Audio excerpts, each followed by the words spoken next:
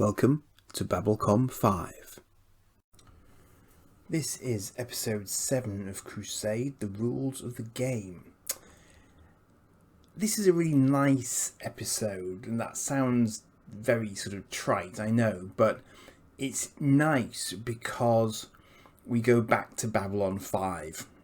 So for anyone like me who is a die-hard fan of Babylon 5, anything that allows us to see the station again is a nice thing.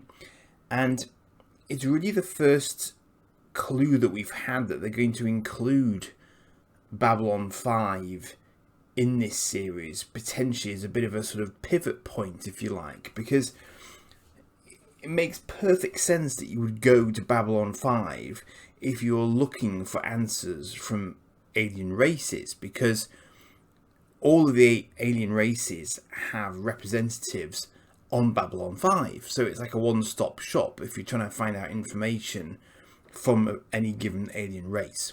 And this is largely what's going on in this episode. So what we find is that Gideon is locked in rather unhelpful dialogue with the Brakiri ambassador, who is, I believe, the same Brakiri ambassador that we always saw in Babylon 5. And it's mentioned at the start of the episode that we're now 10 years on. So we'd be in, I think, sort of 2267 sort of territory. 10 years on from the station going live, when people only gave it a year. And that's the conversation between Chambers and Eilerson right at the start of the episode. And I don't know, for some reason it's just quite strange in the sense that, you know, you've got this show that's set years after Babylon 5's 5-year arc that we've seen, and yet it's still very much the station, and kind of the station continues, you know, beyond that 5 years of its life that we've seen. And we're so used to seeing that's this station as the pivotal central character of the entire series that it's just quite curious seeing it in the sense that it's more of a guest star. So basically, we see that Chambers is just kind of looking around. Basically, she's just sort of interested. She's kind of curious why Eilerson is interested in what he might get up to, and he's kind of hinting that he wants to be left alone, actually, and she's not really going for it. But it turns out that part of the reason he might have wanted rid of her is that his ex-wife is on the station, and we're quickly introduced to Cynthia Allen, well, nice copper-haired lady who is his ex-wife, and so immediately Chambers is sort of intrigued because she wasn't aware that he had one. So this is perhaps a part of his background and his personal history that he didn't particularly want people to know, because he's quite private like that, but now all is revealed. So Gideon is trying to negotiate access to a planet called Lorca 7, but the Brakiri ambassador is explaining, as only the Brakiri can, that it isn't one of their planets, it's within their protectorate. So apparently the planet gives them 10% of its sort of annual output, in return for which the Brakiri look after it. But part of looking after it is also not letting people from the outside land on it. And although Earth has a treaty with the Brakiri to allow it to go anywhere it needs to go, basically to try and find a cure for the plague, this apparently is an exception to the rule. So Gideon is less than impressed. The Brakiri ambassador basically says, well, terribly sorry, but if you don't find the cure, then your people will die. And he leaves the room, because the Brakiri are quite kind of cold like that. They don't really care that much, I don't think. So yeah, but it's interesting. It's the first time we've heard of them having an arrangement with other worlds to sort of access worlds within their sort of their boundaries to actually, you know, get there quickly, so they don't have to waste time, because obviously they're running out of time. But yeah, the Brakiri aren't going to be any help with this one, it seems. But there are Lorcan representatives on the station, it turns out. And this comes about because Lockley basically has done some digging. And this is the first time we've seen her on the station in this series. So she gets star booking in the intro sequence to the show, and yet we've seen her once today. Well, now we've seen her twice, and now she's on home turf. So this is quite interesting, because here she's in command and control, whereas Gideon is the guest, and it's his ship passing through. Which, ironically, she mentioned in the last episode that, you know, if he were ever passing, he should drop in, and lo and behold, here he is. Still, it's nice to see the Excalibur parked next to Babylon 5, if only to really appreciate just how big the Excalibur actually is. I mean, we're clearly looking at a ship that's on roughly on a par with the Minbari Warcruiser, which is, you know, that's big. So he's going to have dinner with Lockley. It turns out that Alison's ex-wife is not meeting with him purely to catch up. She's in debt. She needs 100,000 credits, and she's being stalked by this guy called Mueller, Rolf Mueller. And whilst Alison is busy sort of rolling his eyes and sort of decrying the fact that she's gone to a loan shark rather than him in the first place, perhaps, he is willing to pay 50,000 to this guy to make him go away, but no more on a point of principle, because anything else is basically just extortion. I mean, and it's not entirely her fault. She hasn't been that daft. It's just that, you know, the plague has meant that her normal work, which is kind of cataloguing stuff from alien places, has dried up because, you know, the system's largely in quarantine. She must be based on Mars, otherwise she couldn't be here, of course. She's clearly not infected. Otherwise she wouldn't be on the station. So this is a sort of a Mars-based family, I think.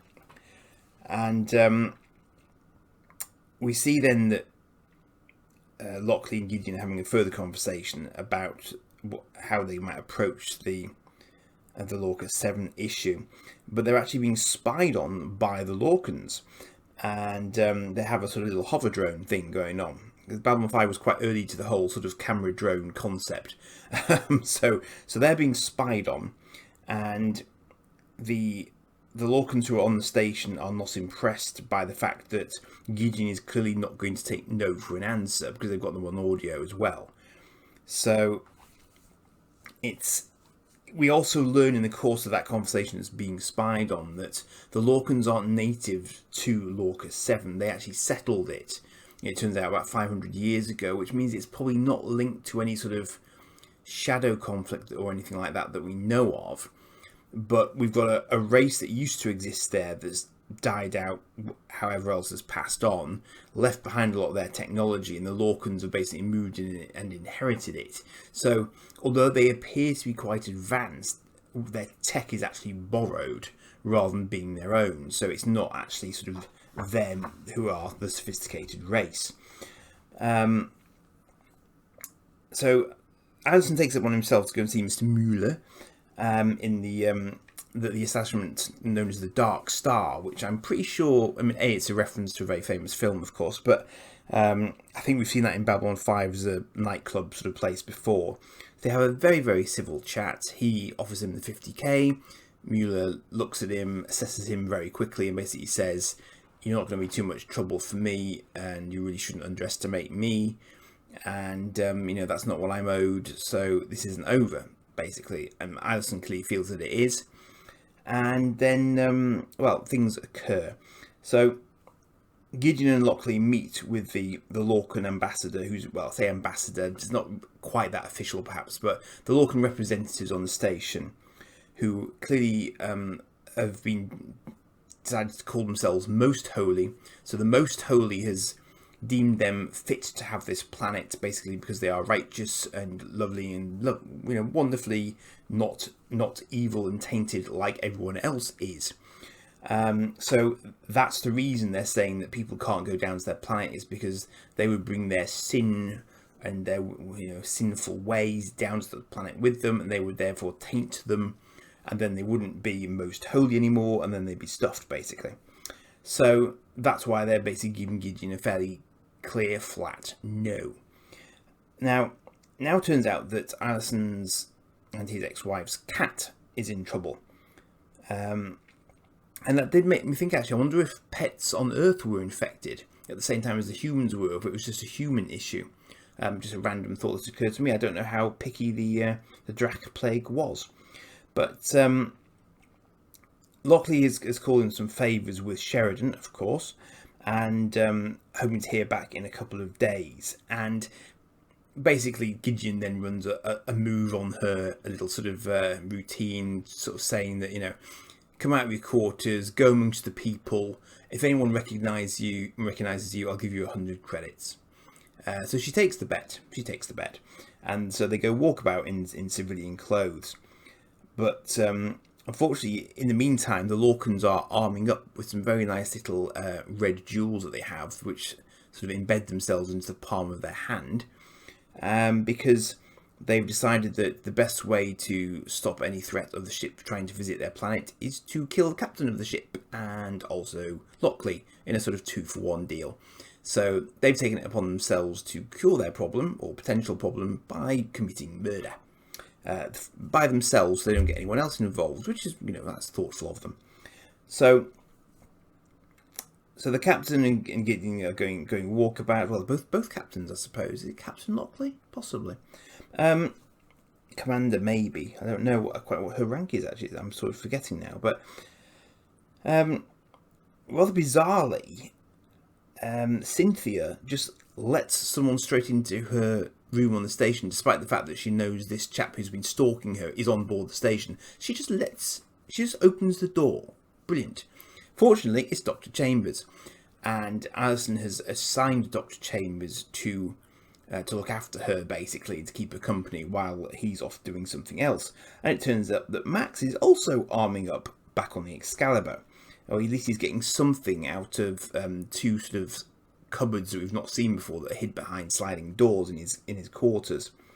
So in the meantime, it's clear that Sarah Chambers is going to try and get some dirt on Max out of his ex as well. And it's explained that he was he's always been a bit distant. He doesn't really know how to connect with people. He's very, very bright, very, very smart mouth, but his smart mouth used to get him beaten up all the time whilst he was still mouthing off at people. Sounds like a certain JMS, having read his autobiography, actually. But in any event, that was probably not dissimilar, I think. So they basically got together, but she thinks that he didn't ever really know quite what to do in the relationship, and in the end the conversation just kind of petered out between them. Now we see that the walkabout doesn't go quite as Gideon anticipated, because it turns out that Lockley goes walkabout quite frequently, and she is indeed recognised as she goes, because she orders what seems to be something like a beef sandwich from a Drazi who knows exactly who she is, because she often gets a sandwich from that Drazi in that place. So Gideon's 100 credits is very rapidly lost, and basically she cheated, but he quite likes that. And in the meantime, the Lorcans are, not very subtly following them, but of course they're not anticipating being followed by them, so they're not really on the lookout for them, which is fair enough. And we see very briefly in the course of that Max has made contact with a couple of Drazis, and presumably is making some sort of arrangement with them, but we don't overhear what. We just see a bit of money exchanging hands. So Lockley then explains to Gideon that she comes down here every now and again just to have an hour of alone time, not sleep, because she says that if she goes to sleep, she wakes up with exactly the same problems, whereas when she comes down here, she leaves all of it behind and just has thinking time. She says that after she's had that, she can face pretty much anything going in the real world, but it just allows her to remove herself from everything. The links don't really work and all that sort of good stuff. So he gets it, and he kind of likes that. And she also reveals that obviously she knew what he was doing and what his routine was, but she was happy enough to play along because she didn't mind the company. So that's nice. And then all of a sudden, Gideon goes ozone and sort of chucks himself and her onto the ground as a sort of weapons fire shot that we don't really see goes off around them. And he notes to her as they're legging it over various obstacles that basically a lot of alien weapons need time to build up a charge, and the side effect of them doing that is a smell of ozone as they build their charge to fire. So they're basically on the run now, and neither of their communicators are working. And this is something I meant to mention last episode, actually, is that, interestingly, Gideon's communicator is not a standard Babylon 5/Earth Force link. He's actually got a sort of a ring that he wears, and a bracelet even.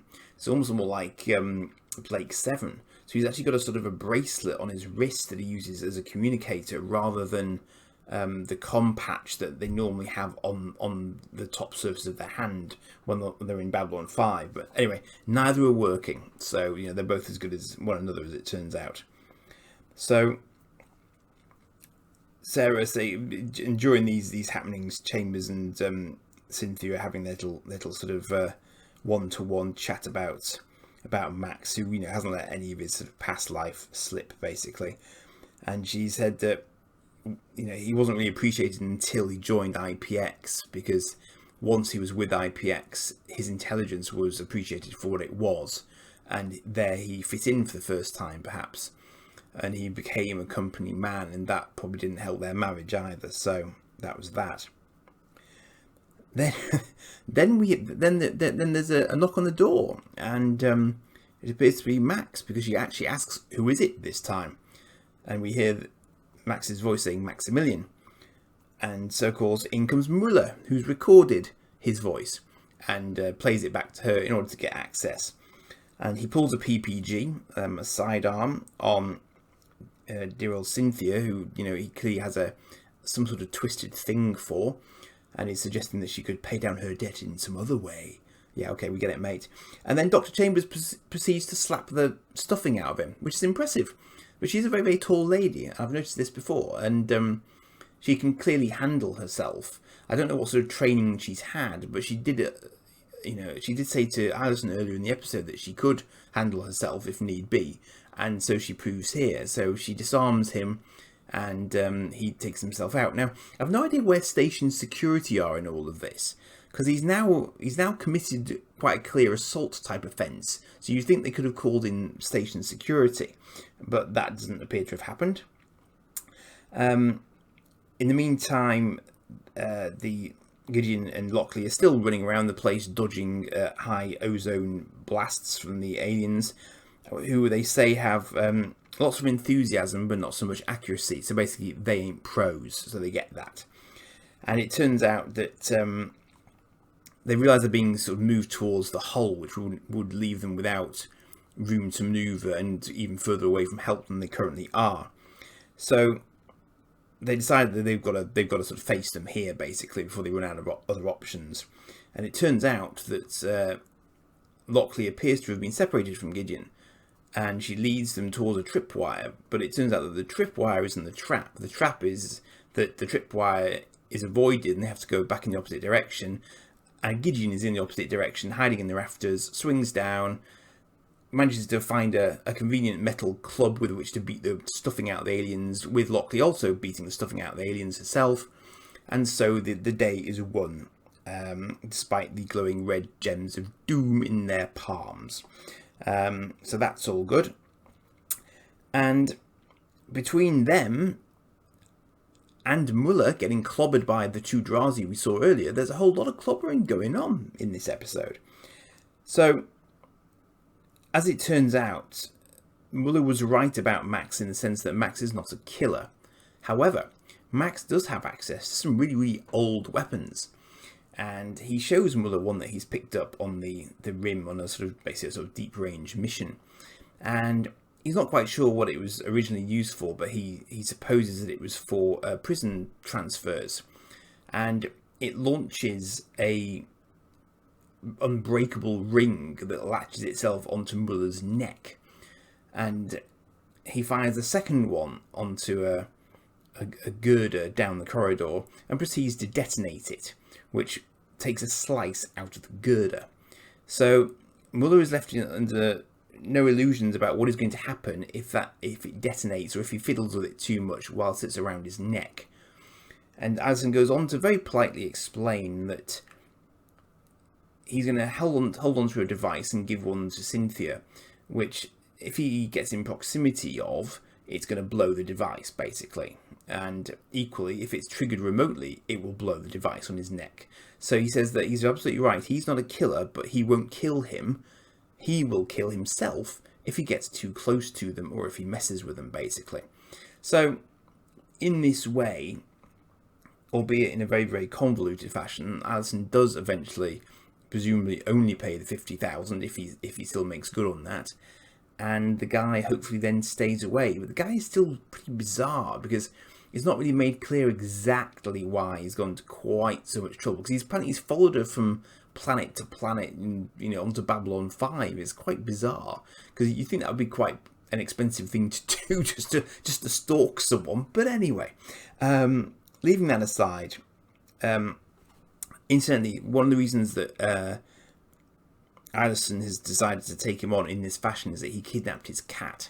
So his cat got kidnapped from the neighbours or someone else who was looking after it back on Mars.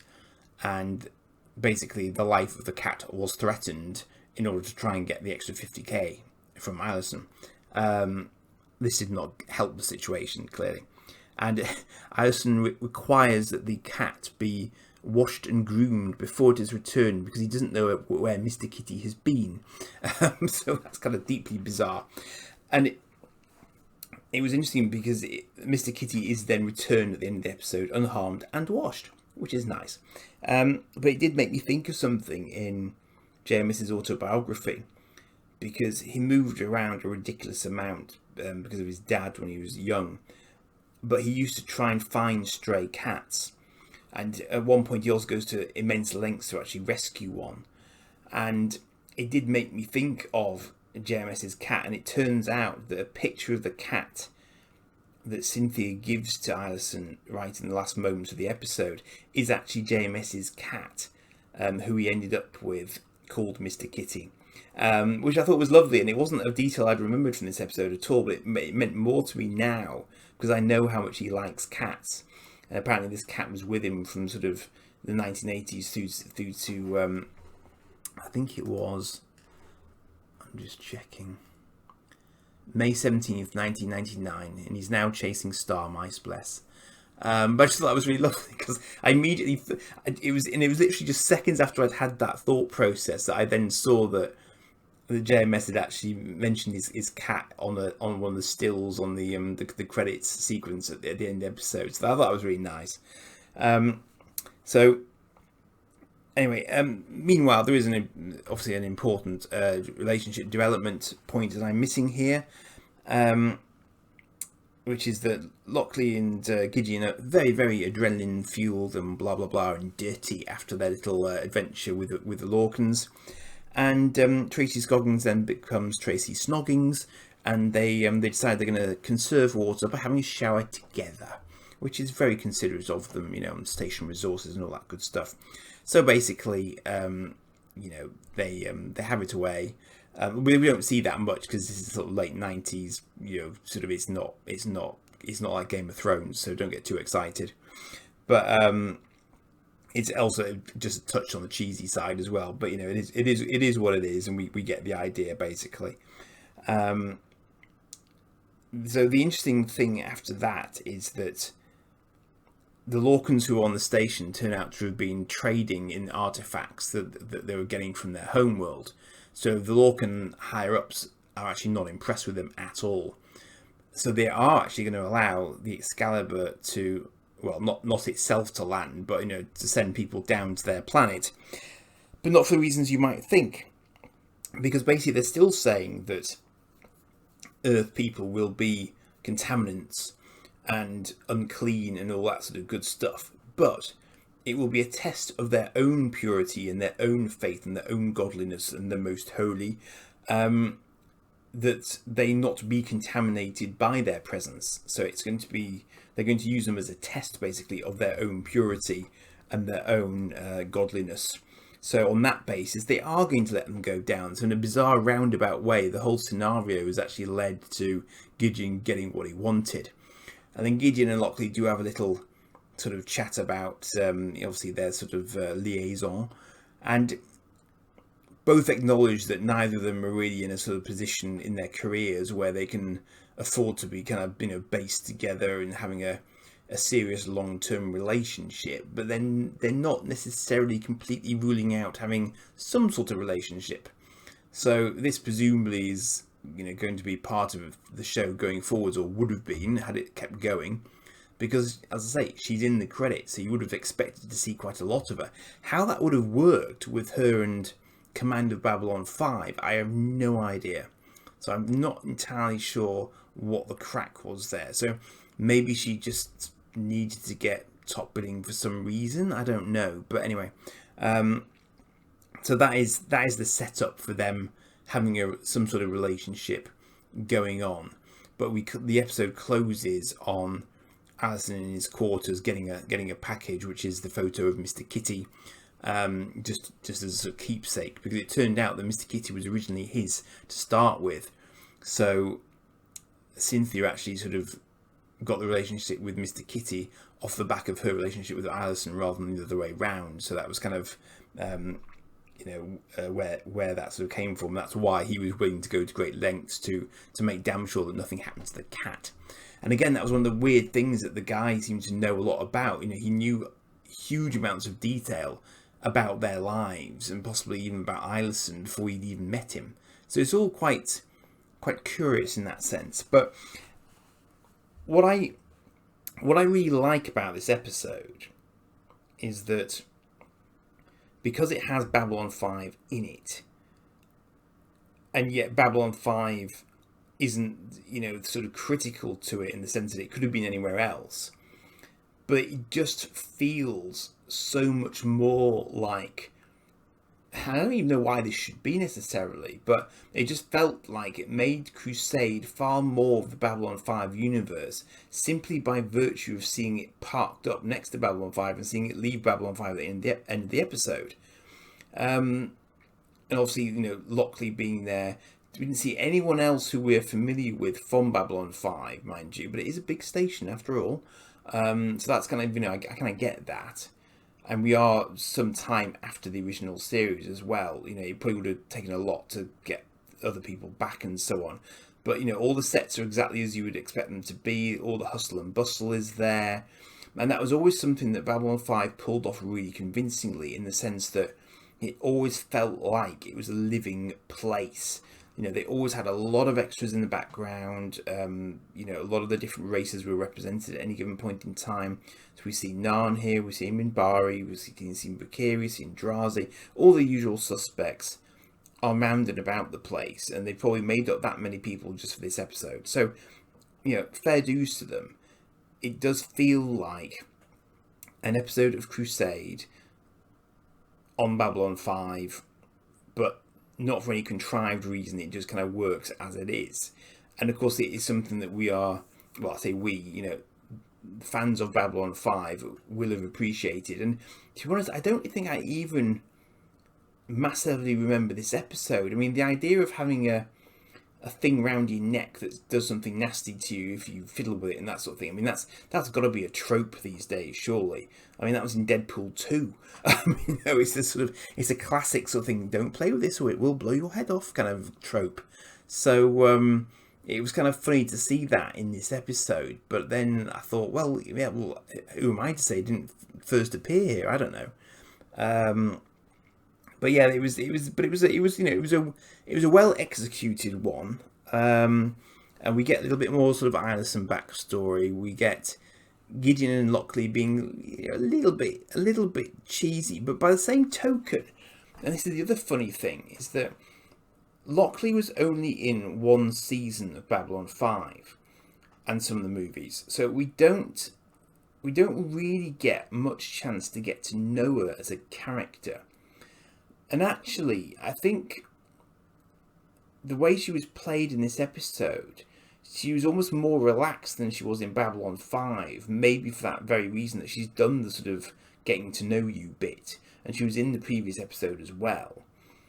And I actually found that I liked her almost more here in a sort of casual mode for the most part than I did when she was in sort of formal mode and maybe trying a little bit harder during season 5 of Babylon 5.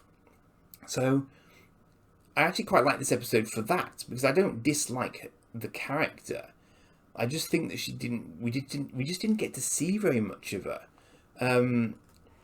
She was on screen quite a lot in season 5, but as I say, I guess we just didn't have that much time to grow into her before it came to an end. So I think it's quite nice to see her in a natural setting and actually seeing her develop a relationship and just kind of talk to someone, because we just didn't see that much of that in Babylon 5, the series itself. So, I did enjoy it. I enjoyed it for that reason, I think, because A, it's Babylon 5 and it's familiar, but B, we see a little bit more of Alison and just what he's capable of, and indeed what Chambers was capable of, in fairness to her. But we also see that little bit more personal development with Lockley and with Gideon. But I don't know, I still find Gideon a bit two-dimensional. I'm not quite sure why. Maybe he's just very earnest all the time. It's like, I don't know, something... I mean, we know there were question marks over his character, given that he's often described as a sort of a gambler and a risk taker.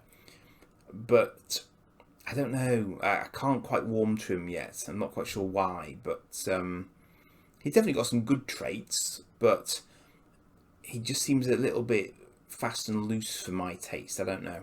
But anyway, that is bizarrely more than halfway through the entire run of Crusade. Episode 7, there are only 13. So by my calculations, that leaves me with 6 to go. So I'm sorry these have been slightly slower than my normal rate of output, but I will try and keep them weekly as best I can from this point on.